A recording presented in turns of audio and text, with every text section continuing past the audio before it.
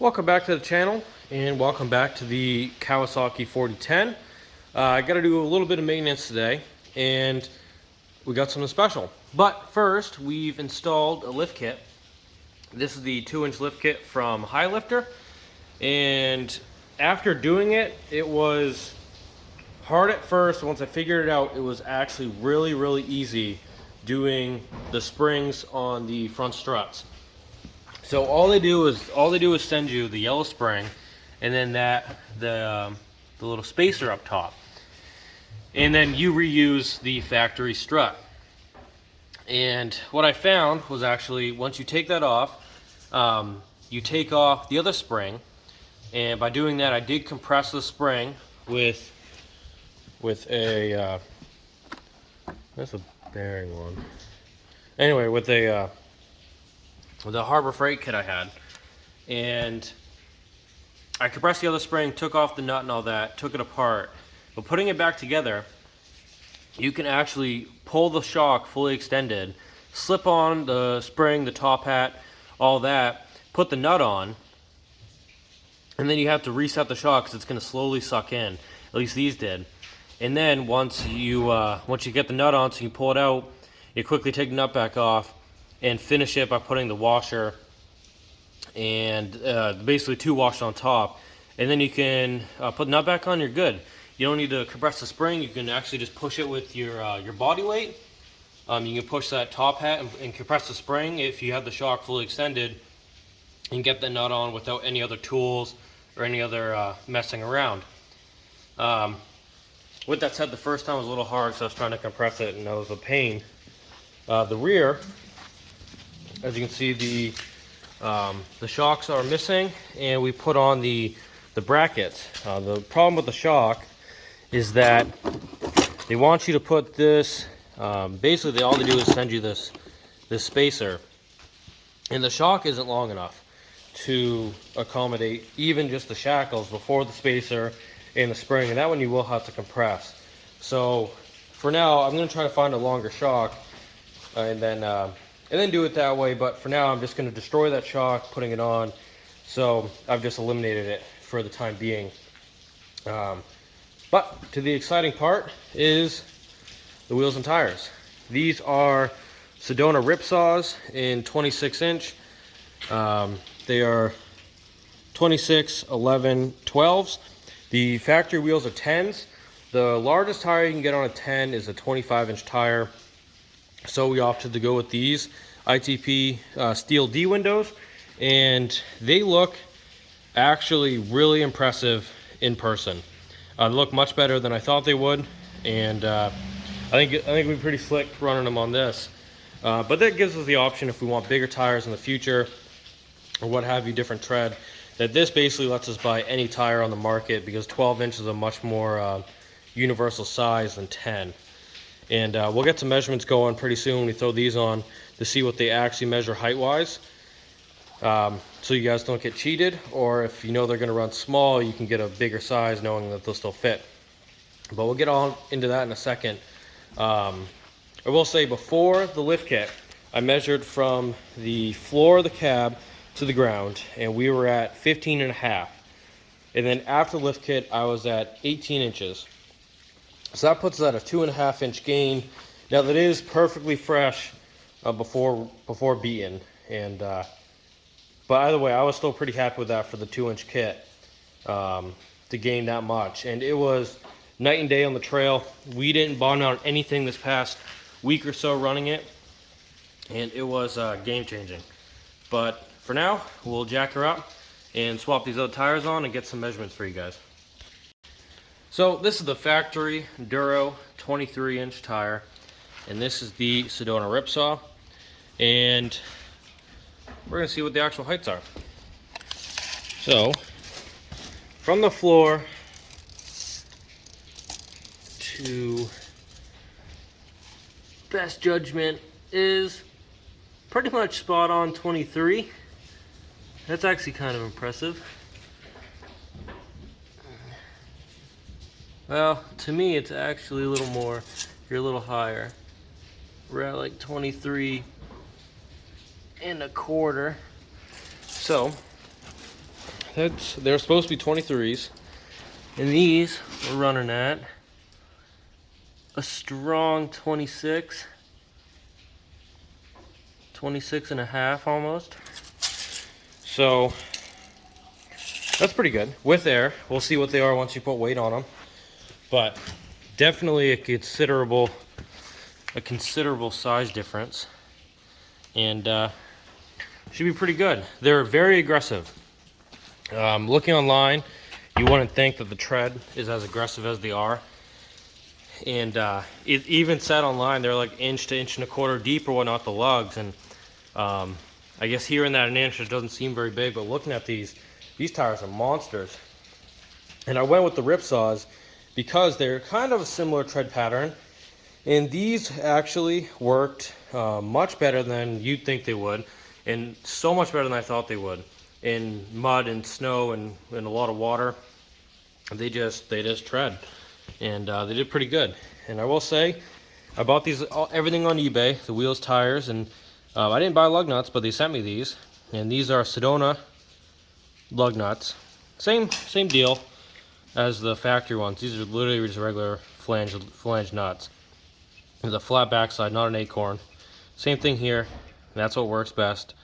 There's, especially these factory steelies, no reason for it, and the ITP steelies, there's no reason for it.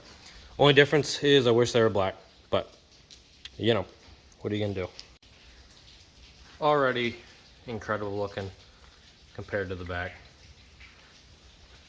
I'm excited to see how much higher this machine is now, and see what really we can just go through. But I mean, it is just so much more aggressive. There's no sidewall on these Duros, and these have a pretty good sidewall, plus the lug sticks out so far from the inner part, because they're 11 wide tires on a 7-inch wide wheel, so it definitely is going to suck in, and that's what you want. And let me see what happens. I'll show you what happens when you don't have that. Is this wheel, a pretty good dent there, got a dent there, and there's a couple more spots, and this is just one wheel that have just been banged on rocks, because as you can see, the sidewall isn't that protective of the wheel, and these I think are going to be totally different, where there's so much, and you can't even begin to see that wheel for a while. So this should be a pretty good setup, and we'll see how she does. We are at 19 3/8 now to the floor, and she looks pretty cool. I will say, I think it's much more of an improvement on the other machine compared to the other tires, rather. And we'll see how it does turning and all that, see if it rubs. But if it doesn't rub, there's plenty of room going straight. We'll see if the lugs rub on any of the metal, like the bumper brackets or anything. And I think the back will be fine, because it has such a deep well to run in down there. The only issue would be here, but I think we got plenty. Highlifter says the max you can run on this is 26s, but I'm thinking you can run a little more. I'll let's pull the tape measure out, see what the wheels are running. Oop.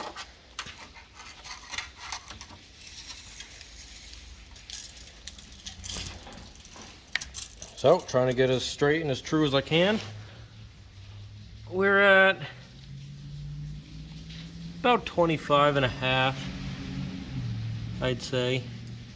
25 and a half to 25 3/4 is pretty close. So, if we say 25 3/4, you only lose 1/4 inch on the factory size, so that's pretty good.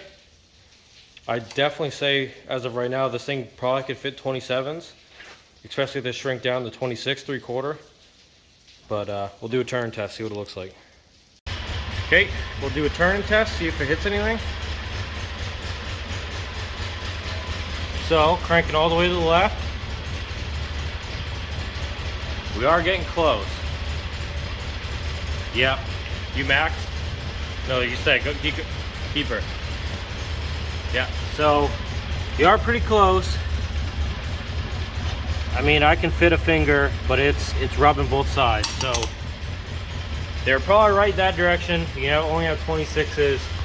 When you wrap the other way, you're also pretty tight, but you don't hit anything in any directions. So Highlifter's right, 26 is the max, but it looks good doing it. You can kill it. Yeah, this is a much better setup. Plenty of room in the back. Not worried about anything there. And cool. 26s, most you can run on a 4010 with only a 2-inch lift. And just like that, wheels, tires, lift kit, and we did an oil change. So she's good to go for now. Only a 62, almost, might have 63 hours on it now. Check it. Yeah, 63.2. And this is the second oil change we've done. You're supposed to do one at 50, but we ended up, if you remember, doing one at 35 something, and now 63.2 because of the gas intrusion to the motor. And but I will say, it's used significantly less gas now. Going out our whole 3-mile road, it used to use anywhere from 3 to 4 to almost 5 bars of fuel, just going 6-mile round trip. And now I can go, well, I've gone 6, 9, and then a week of like little mile here, mile there, and she's down to only 2 bars. So from going, you know, that's a pretty significant difference. So I'm hoping that maybe there was just a really brutal break-in with this machine, and that's why it was having gas intrusion, or just in the past couple weeks, me running it for really long periods of time, running it hard, trying to burn out some of the gas, that it's solved some issues there. But either way, I don't know, time will tell. But if you have any questions, comments, concerns, if you like these tires, if you have bad feeling about them, if you run them before, let me know. I'd love to hear as much information as I can. Like I said, I went with this tread because it was just a little significantly more aggressive version of the factory tires, and the factory ones did really well for me. So I stuck with these. We'll see how smooth they are on the road, and how they do in the coming winter. But currently it's middle of January, and we're getting a monsoon of rain this past couple weeks, and still next week. So it's not a very good year for this, a whole winter deal. But we'll keep you posted, let you know how these do, and love to hear what you guys think about the new setup. I think it looks killer. I think it looks so much better than the stock look, and I'm pretty happy with it. Only thing I wish is maybe if the springs weren't yellow. It just doesn't match. I don't really like yellow, especially not, you know, stinger, honey stinger yellow.